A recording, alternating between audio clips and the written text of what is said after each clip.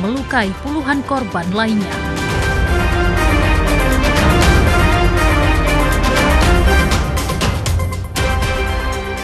Serangan drone Ukraina menghantam bangunan perumahan di kota Kazan, Rusia. Bandara di Kazan ditutup sementara.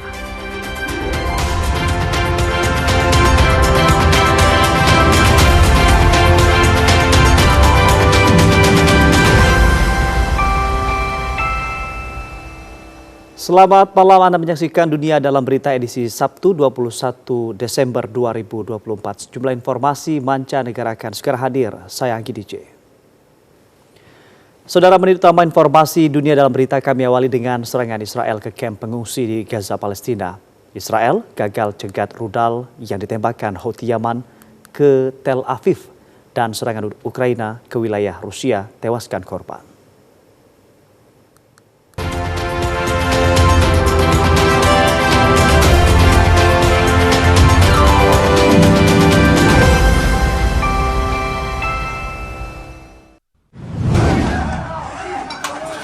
Serangan udara Israel menewaskan sedikitnya 8 warga Palestina di apartemen yang berada di kamp pengungsi Nusairat, jalur Gaza Tengah, Palestina pada Jumat waktu setempat. Para medis Abed Gurab mengungkapkan sebagian besar korban tewas adalah anak-anak dan sisa-sisa jasad. Serangan Israel juga mengakibatkan lebih dari 25 korban luka-luka. Pejabat Kesehatan Palestina mengatakan serangan militer Israel di Gaza telah menewaskan total 15 orang. Sementara itu, para pengunjuk rasa, sebagian besar pendukung Houthi, berunjuk rasa di ibu kota Yaman, Sana'a, untuk menunjukkan dukungan kepada warga Palestina di jalur Gaza. Juru bicara militer Houthi, Yahya Sarea, menghadiri unjuk rasa itu untuk menyampaikan bahwa rudal terbaru Houthi telah diluncurkan ke Israel pada hari Kamis. Houthi telah melancarkan serangan terhadap pelayaran internasional di dekat Yaman sejak November 2023 sebagai bentuk solidaritas terhadap Palestina dalam perang melawan Zionis Israel.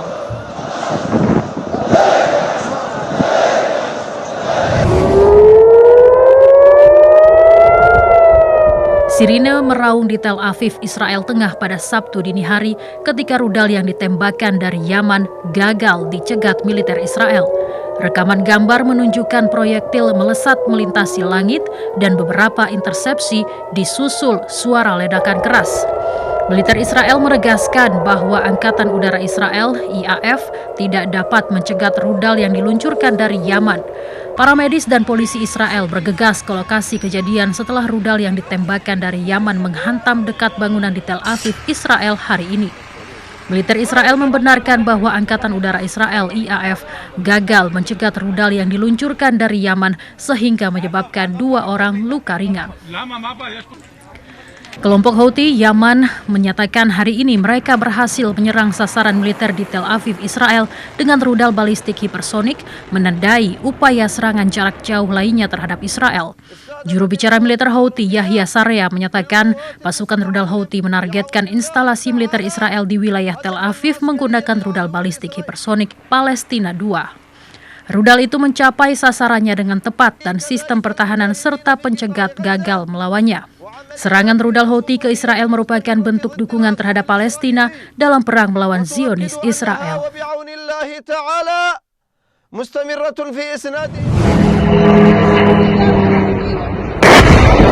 Rekaman gambar saksi mata menunjukkan detik-detik ketika drone Ukraina menghantam bangunan perumahan di kota Kazan, Rusia hari ini. Media dan otoritas penerbangan Rusia menyatakan akibat serangan itu bandara di Kazan ditutup sementara. Kementerian Pertahanan Rusia menyatakan kota itu telah diserang oleh 3 gelombang drone antara pukul 7:40 hingga pukul 9:20 waktu setempat. Tidak ada korban jiwa yang dilaporkan. Sementara itu, Rusia menyatakan ada korban tewas dan luka-luka akibat serangan rudal Ukraina di wilayah Kursk, Rusia. Kantor berita pemerintah Rusia, RIA, yang mengutip pernyataan pejabat setempat melaporkan kota Rilsk di Kursk diserang rudal Ukraina pada Jumat waktu setempat. Video beredar di media sosial menunjukkan dampak serangan itu, termasuk bangunan yang rusak dan mobil yang terbakar. Komite Investigasi Rusia menyatakan banyak korban terbunuh dan terluka dalam serangan rudal Ukraina di Rilsk. Gubernur wilayah tersebut mengatakan Ukraina telah menembakkan roket HIMARS yang dipasok Amerika Serikat. Laporan Mas Telegram menyebutkan 7 orang tewas termasuk anak-anak.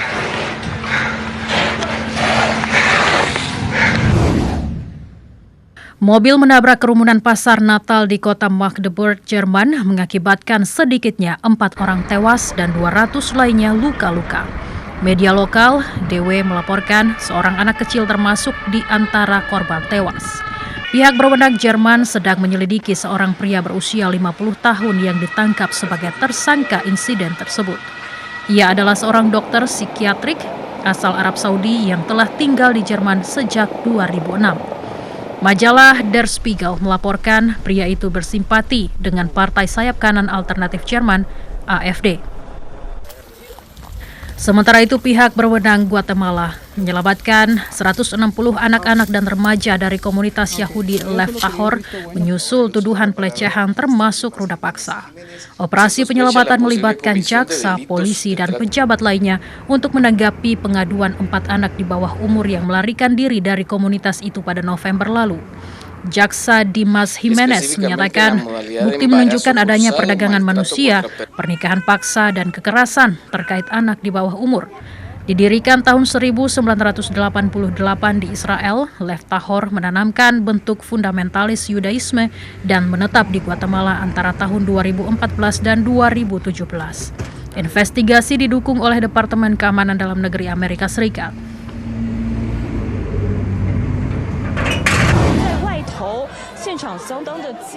Anggota Parlemen Taiwan bentrok dalam perselisihan yang kacau mengenai serangkaian undang-undang kontroversial.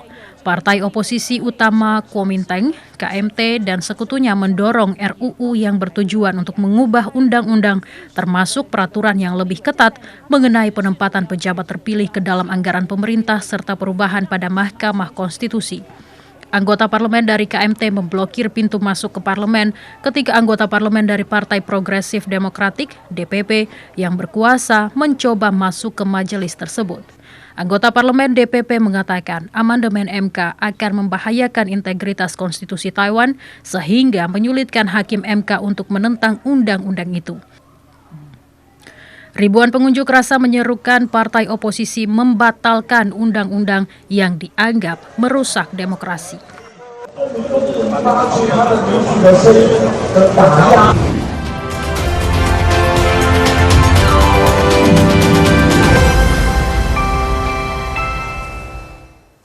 Dunia Dalam Berita masih akan kembali dengan informasi lain. Di antaranya, Dewan Keamanan PBB memperpanjang mandat penjaga perdamaian di dataran tinggi Golan, Suriah selama 6 bulan. Informasinya sesaat lagi.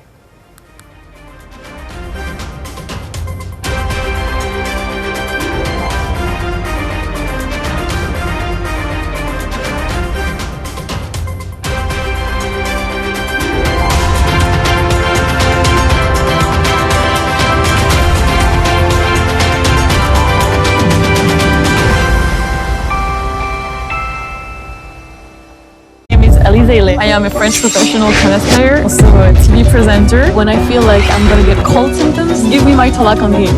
Orang pintar minum tolak angin. And I agree. Tennis makes me happy. Tolak angin helps me maintain my health. Di Bali sudah berkembang seni kerajinan perak itu sejak zaman kerajaan dulu. Kita juga banyak belajar dari turis-turis asing yang datang ke Bali dan membawa teknologi seni kerajinan perak. Kita memadukan antara teknik tradisional itu dengan teknologi modern dari luar negeri. Uniknya seni kerajinan perak di Celuk khususnya ini, pasar terbesar kami justru dari luar negeri. Utamanya itu ada dari Amerika, Australia, dan Eropa. Nah, sementara untuk di lokal sendiri baru berkembang akhir-akhir ini. Produk Indonesia sudah banyak diterima di luar negeri. Jadi kita harus bangga menggunakan produk kita sendiri.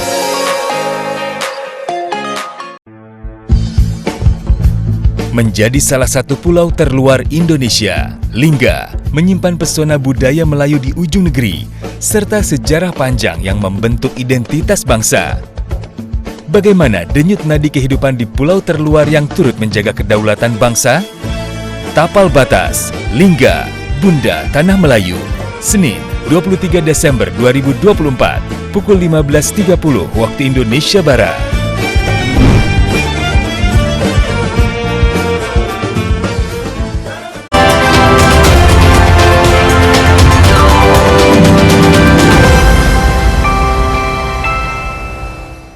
Terima kasih Anda kembali bersama kami di Dunia Dalam Berita.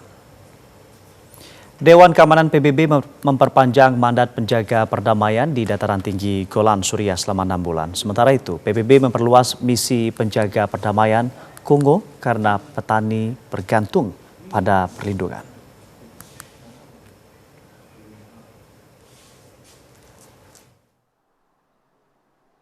Dewan Keamanan PBB pada Jumat waktu New York, Amerika Serikat memperbarui mandat pasukan pengamat pelepasan PBB UNDOF di dataran tinggi Golan Suriah selama 6 bulan lagi hingga 30 Juni 2025.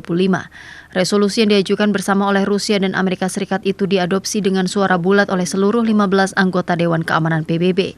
Resolusi menekankan perlunya Israel dan Suriah untuk sepenuhnya mematuhi perjanjian pelepasan pasukan tahun 1974 dan meminta semua pihak untuk menahan diri secara maksimal. Resolusi 2766 diadopsi secara bulat menyusul laporan pasukan Israel memasuki zona demilitarisasi setelah jatuhnya Presiden Suriah Bashar al-Assad awal bulan ini. UNDOF didirikan segera setelah perjanjian pelepasan pasukan antara Israel dan Suriah pada tahun 1974 dengan mandat untuk mempertahankan gencatan senjata dan mengawasi wilayah pemisahan, zona penyangga demilitarisasi, serta wilayah pembatasan. Pasukan dan peralatan Israel dan Suriah berada dibatasi di Golan. Sementara itu, PBB memperluas misi penjaga perdamaian Kongo karena petani bergantung pada perlindungan. Dewan Keamanan PBB pada Jumat 20 Desember melakukan pemungutan suara untuk memperpanjang mandat misi penjaga perdamaian PBB yang dikenal sebagai MONUSCO 1 tahun lagi, sehingga menunda penarikan yang telah disepakati sebelumnya dari provinsi-provinsi di wilayah timur yang dilanda konflik. Para petani banyak yang terpaksa meninggalkan rumah mereka akibat konflik, berlindung di kamp-kamp dekat pangkalan PBB. MONUSCO telah dikerahkan di Kongo sejak tahun 2010 ketika mereka mengambil alih operasi PBB sebelumnya untuk mengamankan wilayah timur yang berbatasan dengan Rwanda yang bermasalah. Pemerintah Kongo pada Juli lalu meminta MONUSCO agar tetap berada di Provinsi Ituri dan Kivu Utara sampai persyaratan untuk penarikan pasukan PBB terpenuhi. Senat Amerika Serikat meloloskan rancangan undang-undang pendanaan pemerintah dan mencegah shutdown atau penutupan pemerintah. Sebelumnya DPR atau Kongres yang dikendalikan Republik telah meloloskan RUU menentang pemerintah Presiden terpilih Donald Trump untuk menyetujui triliunan dolar dalam bentuk utang baru.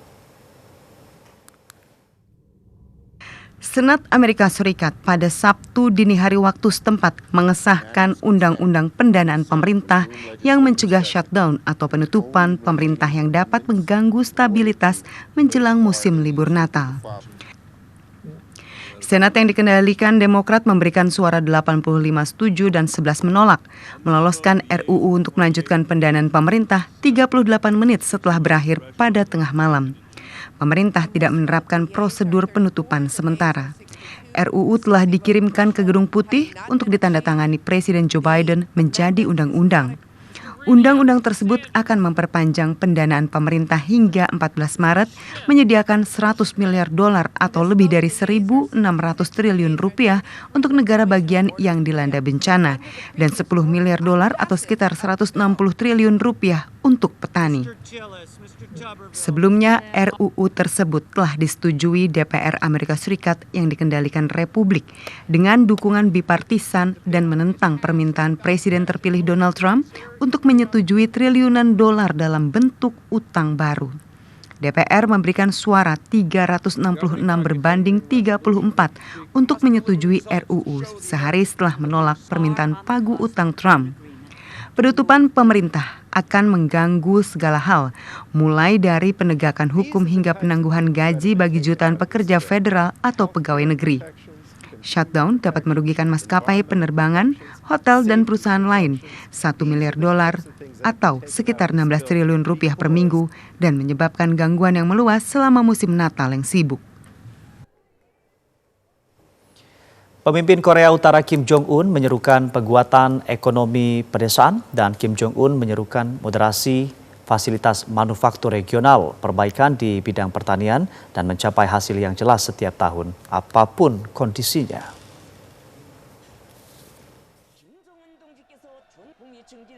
Pemimpin Korea Utara Kim Jong-un menyerukan untuk meningkatkan pengembangan produksi industri negara itu di wilayah luar Pyongyang untuk memperkuat ekonomi pedesaan. Televisi pemerintah Korea Utara KRT melaporkan pemimpin Pyongyang menyerukan modernisasi fasilitas manufaktur regional, perbaikan di bidang pertanian, dan mencapai hasil yang jelas setiap tahun apapun kondisinya. Kim Jong-un berbicara pada upacara peresmian fasilitas produksi baru di Kabupaten Songcheon, Timur Laut Pyongyang. Kim turut dalam pemotongan pita dan mengunjungi ruang produksi untuk produk-produk seperti kecap dan pasta kacang. Badan Statistik Korea Selatan pada Jumat menyebutkan tahun lalu pendapatan domestik bruto atau PDB nominal Korea Utara mencapai 40,2 triliun won atau sekitar 450 triliun rupiah atau hanya 1,7% dari PDB Korea Selatan sebesar 2.401,2 triliun won. Badan Statistik Korea Selatan menyatakan PDB Korea Utara telah menyusut selama 3 tahun berturut-turut sejak tahun 2020 selama pandemi COVID-19 ketika negara tersebut menutup perbatasannya dan baru kembali pulih pada tahun lalu. Para relawan berjuang membersihkan tumpukan minyak di pantai Laut Hitam Rusia yang disebut Presiden Rusia Vladimir Putin sebagai bencana ekologi. Tumpahan minyak berasal dari 2 kapal tanker minyak Rusia yang rusak parah akibat badai akhir pekan di Selat Kerch. Para relawan berjuang membersihkan bertonton minyak yang tumpah dan mengotori garis pantai Laut Hitam Rusia yang disebut Presiden Rusia Vladimir Putin sebagai bencana ekologi. Para relawan berkonsentrasi menyelamatkan burung-burung laut yang paling terkena dampak dari keadaan darurat akibat tumpahan minyak tersebut. Tumpahan minyak berasal dari 2 kapal tanker tua Rusia yang rusak parah akibat badai akhir pekan di Selat Kerch yang memisahkan Rusia Selatan dengan Crimea. Di tepi pantai, para relawan menyekop minyak dan pasir hitam ke dalam karung untuk dipindahkan dengan truk. Mereka menyatakan belum pernah melihat tumpahan minyak seperti ini yang akan berdampak pada alam selama puluhan tahun. Para relawan mendirikan pusat penyelamatan untuk burung laut yang terdampak seperti burung kormoran. Kepala Pusat Penyelamatan Evgeny Vitisko menyatakan sekitar 500 ekor burung telah dirawat namun lebih dari 30 ekor telah mati. Selat Kerch merupakan jalur ekspor biji-bijian dan produk bahan bakar Rusia.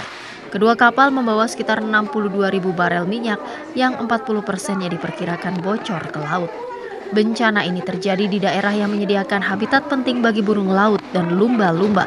Salah satu lokasi yang paling parah terkena dampak adalah Anapa, resor wisata populer yang terkenal dengan pantai berpasir keemasannya.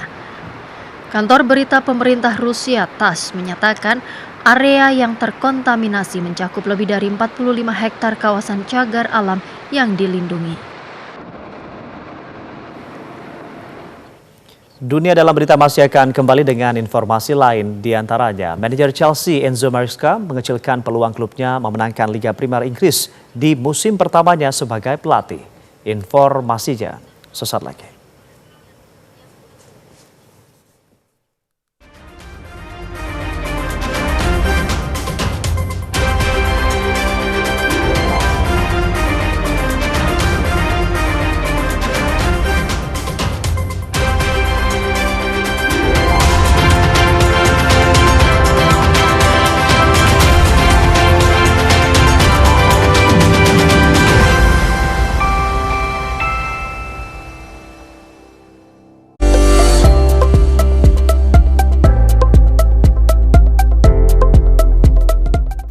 Jadi saya memilih durian karena pasarnya sangat luas. Terus saya ingin menggalakkan tentang perekonomian yang berkelanjutan. Artinya bagaimana saya melakukan penghijauan terhadap lingkungan sekitar. Nah, kenapa saya memilih musangking? Pertama, itu harganya dia sangat tinggi, tapi peminatnya banyak, potensi pasarnya sangat luas. Yang pertama, lahannya itu harus ada mata airnya, karena sistemnya durian itu harus benar-benar banyak air. Dan untuk pemupukan itu memang sangat rutin sekali, apalagi ketika dia sudah mulai berbunga, itu pupuknya itu harus rutin.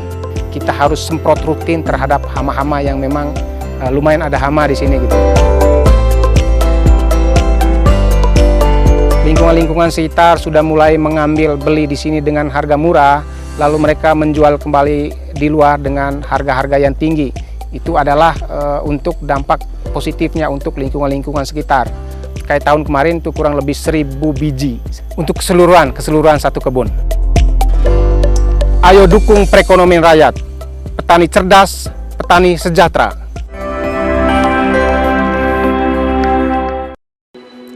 Anak tidak punya pilihan dari rahim mana dia dilahirkan. Apa makna ibu sambung di sini? Tadi definisinya sudah saya sampaikan. Ketika dia menjadi istri seorang laki-laki yang laki-laki itu punya anak, dia pun menjadi ibu dari anak-anak suaminya. Saya memposisikan diri dulu bahwa saya harus menyadari bahwa saya sekarang seorang ibu, bahwa saya ibu kandung atau ibu sambung, saya tetap harus berperan sebagai ibu sebaik mungkin begitu.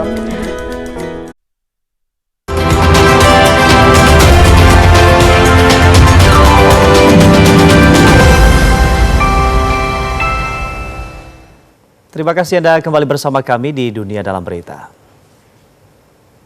Pelatih Manchester United Ruben Amorim mengabarkan gelandang MU Mason Mount akan lama absen karena cedera otot.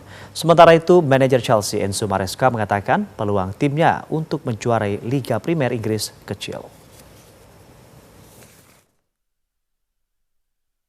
Gelandang Manchester United Mason Mount akan absen beberapa minggu setelah ia tertatih-tatih di awal derby Manchester. Kabar buruk itu disampaikan manajer MU Ruben Amorim pada konferensi pers di Manchester, Inggris pada Jumat waktu setempat.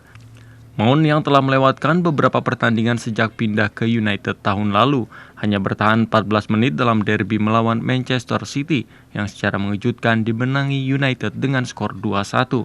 Pemain berusia 25 tahun yang didatangkan dari Chelsea dengan biaya awal sebesar 55 juta pound atau sekitar 1,1 triliun rupiah itu hanya tampil 4 kali sebagai starter di Liga Primer Inggris musim ini. Victor Lindelof juga cedera saat MU kalah 3-4 di perempat final Piala Liga pada Kamis 19 Desember di Tottenham Hotspur dan bek tersebut diganti pada babak pertama. Amorim mengonfirmasi Marcus Rashford akan siap bermain di laga kandang pada Minggu 22 Desember saat MU menjamu Bournemouth setelah penyerang Inggris itu tidak dimasukkan dalam skuad dalam 2 pertandingan terakhir mereka. Sementara itu, manajer Chelsea Enzo Maresca mengecilkan peluang klubnya memenangkan Liga Primer Inggris di musim pertamanya sebagai pelatih. Namun jika Chelsea mengalahkan Everton di laga tandang pada Minggu 22 Desember, maka setidaknya untuk beberapa jam timnya akan berada di puncak klasmen sementara Liga Primer Inggris. Alasan pelatih asal Italia itu bahwa Chelsea belum siap untuk memenangkan gelar pertama mereka sejak 2016-2017 dapat dimengerti. Mengingat hanya sedikit orang yang memperkirakan tantangan realistis dari tim asal London itu musim ini. Namun bukti sejauh ini menunjukkan dengan skuad yang dalam dan kaya akan talenta, yang menurut situs Transfer Market memiliki nilai pasar lebih dari 1 miliar euro atau sekitar 16,8 triliun rupiah. Chelsea terlihat lebih dari mampu untuk melawan pemimpin klasmen Liverpool. Menjelang lawatan ke Goodison Park, Chelsea adalah tim terbaik di Liga Primer Inggris. Mereka menang 6 kali dan seri 2 kali dari 8 laga terakhir dan merupakan pencetak gol terbanyak dengan 37 gol dari 16 laga. Pelatih Barcelona Hansi Flick mengatakan timnya tidak senang dengan pencapaian mereka sejauh ini, namun akan berjuang sampai akhir. Barca hanya meraih 1 kemenangan dalam 6 pertandingan terakhir mereka di La Liga Spanyol. Pelatih Barcelona Hansi Flick mengatakan Barcelona akan berjuang sampai akhir untuk memenangkan gelar. Ia mengakui tidak senang dengan situasi Barça saat ini. Mereka berusaha menghindari kekalahan kandang ketiga berturut-turut di La Liga Spanyol ketika mereka menjamu Atletico Madrid pada Sabtu waktu setempat. Setelah awal musim yang luar biasa yang membuat mereka memenangkan 14 dari 16 pertandingan pertama di semua kompetisi, Barcelona kehilangan arah di dalam negeri dengan kekalahan kandang 0-1 pada hari Minggu dari Leganés yang berada di peringkat ke-15. Kekalahan itu membuat Barça hanya meraih 1 kemenangan dalam 6 pertandingan liga terakhir mereka. Namun Barcelona tetap berada di puncak klasemen La Liga Spanyol dengan 38 poin, setara dengan peringkat kedua Atletico Madrid dan unggul 1 poin dari Real Madrid di peringkat ketiga. Namun kedua rival Barcelona itu memiliki 1 laga sisa. Lebih buruk lagi bagi tim Catalan itu, Atletico sedang dalam performa luar biasa menjelang pertandingan yang sangat dinantikan di Stadion Olimpik Luis Companys setelah memenangkan 11 laga terakhir mereka di semua kompetisi. Pelatih asal Jerman itu memuji rekor pertandingan pelatih Atletico Diego Simeone di klub dan mengatakan saat ini mereka adalah tim terbaik. Barcelona mendapatkan pukulan telak karena pemain sayapnya Lamine Yamal menderita cedera pergelangan kaki saat kalah melawan Leganés. Pemain internasional Spanyol berusia 17 tahun itu diperkirakan akan absen selama 3 hingga 4 minggu. Presiden Amerika Serikat Joe Biden dan Ibu Negara mengunjungi Rumah Sakit Anak Nasional di Washington DC, Amerika Serikat untuk memberikan semangat menjelang Natal. Sementara itu, Sinterklas menyebarkan semangat Natal di komunitas Amazon Brasil. Presiden Amerika Serikat Joe Biden dan Ibu Negara Jill Biden mengunjungi Rumah Sakit Anak Nasional di Washington DC pada Jumat waktu setempat untuk membacakan cerita Natal. Saat Ibu Negara membacakan kisah malam sebelum Natal, Presiden berinteraksi dengan anak-anak yang tampak sangat antusias. Di akhir pembacaan cerita, Presiden Joe Biden mengakui masa-masa sulit yang dihadapi oleh para pasien anak dan keluarga mereka di rumah sakit. Biden memberikan semangat dan meyakinkan mereka bahwa semuanya akan menjadi lebih baik. Sementara itu, Sinterklas menyebarkan semangat Natal di komunitas Amazon Brasil. Santa mengganti rusa kutubnya dengan perahu kecil untuk menjangkau komunitas Abelha di pedalaman Amazon. Teknisi elektronik Jorge Alberto yang berperan sebagai Sinterklas menyatakan ia sangat senang dapat melihat keceriaan anak-anak yang mendapat hadiah Natal. Para relawan mengirimkan sekitar 70 hadiah Natal kepada keluarga yang tinggal di pedalaman sebagai bagian dari proyek Amigos do Noel atau teman-teman Natal. Pemimpin komunitas, Maria de Jesus Castillo, mengungkapkan rasa terima kasihnya seraya mengutarakan dampak emosional dari kunjungan Sinterklas di masa-masa sulit bagi anak-anak di komunitasnya.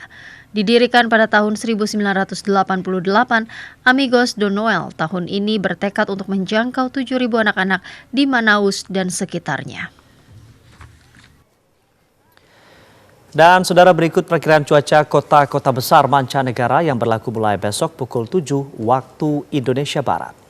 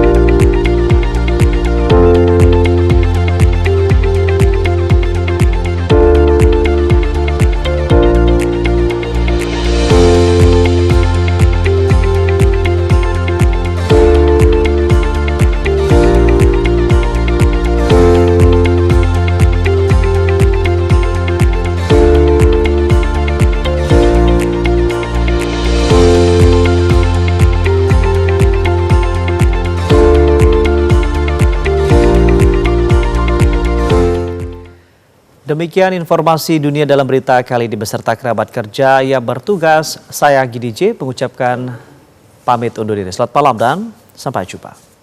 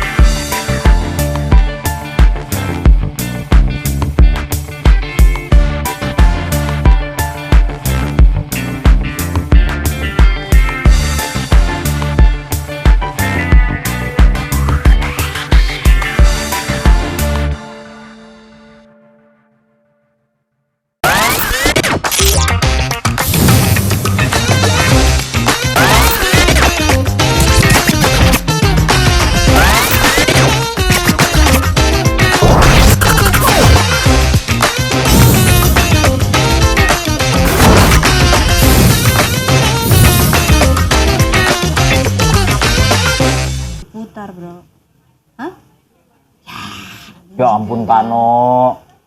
Ngomong sama kucing? Iya, curhat. Ngapain sama kucing? Lukisan pula. Ntar aja.